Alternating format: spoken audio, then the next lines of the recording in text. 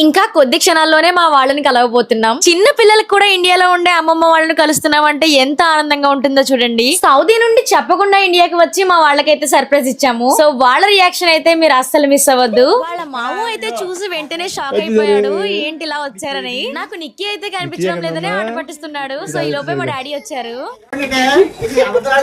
మా డాడీ రాగానే full emotional అయిపోయాం. వీడియో తీయడానికి కూడా మాకు ఇంకా మాటలు లేవు. ఇప్పుడు మా అత్తయ్య గారి రియాక్షన్ చూద్దాము, ఆవిడలా రియాక్ట్ అవుతుందో.